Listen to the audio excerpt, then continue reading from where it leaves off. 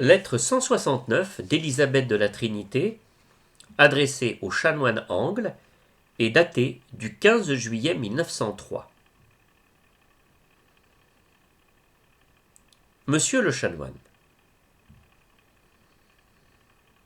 Ma chère maman, que j'ai vue la semaine dernière, m'a apporté votre bonne lettre, et je vous assure que j'ai bien compati à la souffrance que vous causent vos yeux. Et je prie bien pour vous. Je me demandais un peu ce que vous deveniez. Mais n'est-ce pas, c'est près du bon Dieu que vous retrouvez votre petite Carmélite. Et c'est là qu'elle aussi vous retrouve. Alors, plus de distance, plus de séparation, mais déjà, comme au ciel, la fusion des cœurs et des âmes.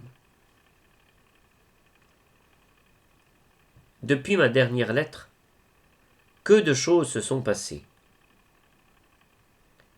L'Église m'a fait entendre le Veni Sponsa Christi.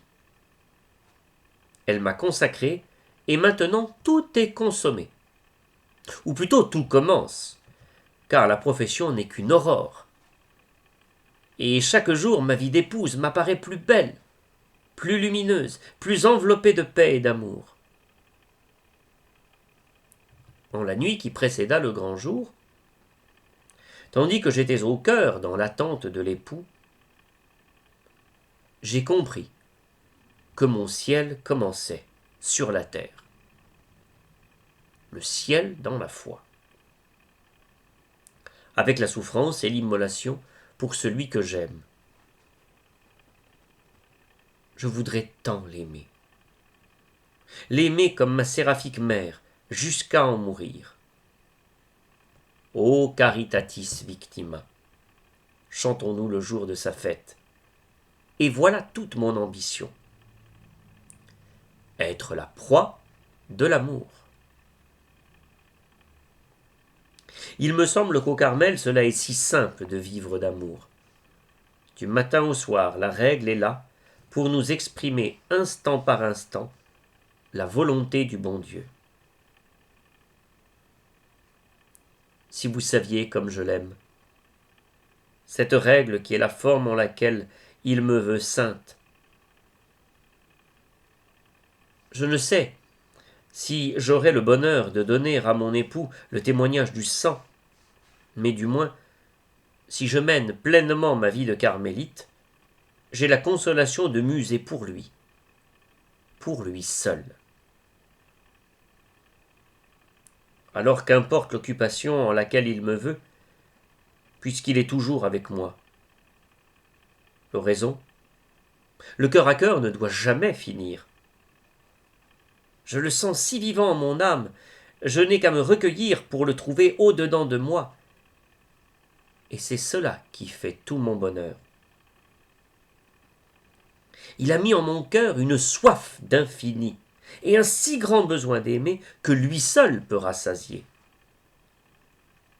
Alors je vais à lui, comme le petit enfant à sa mère, pour qu'il comble, qu'il envahisse tout,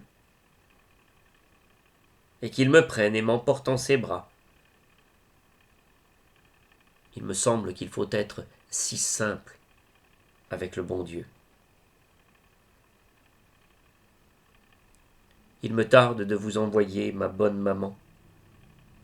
Vous verrez comme le bon Dieu fait son œuvre en cette âme tant aimée. Quelquefois je pleure de bonheur et de reconnaissance. Cela est si bon d'avoir le culte de sa mère, de la sentir elle aussi tout à lui, de pouvoir lui dire son âme et d'être toute comprise. Mais la grande attraction du voyage, c'est bien vous, je vous assure. J'aime à me souvenir de ces vacances à Saint-Hilaire, puis à Carcassonne et à la Bastide. Ce sont les meilleures que j'ai passées. Avec quelle bonté paternelle vous receviez les confidences que j'aimais tant vous faire. Je serais heureuse si un jour elles pouvaient se faire encore à travers mes chairs grilles. Ne viendrez-vous pas bénir votre petite Carmélite ? remercier tout près d'elle celui qui l'a trop aimée. Car voyez-vous, mon bonheur ne peut plus se dire. Écoutez ce qui se chante en mon âme et tout ce qui monte du cœur de l'épouse à celui de l'époux, pour vous dont elle est toujours le petit enfant. Envoyez-lui vos meilleures bénédictions. À la Sainte Messe, baignez-la dans le sang de l'époux. N'est-il pas la pureté de l'épouse? Elle en a si soif. Adieu, monsieur le chanoine. Croyez à l'expression de mes sentiments aussi respectueux qu'affectueux. Sœur Élisabeth de la Trinité.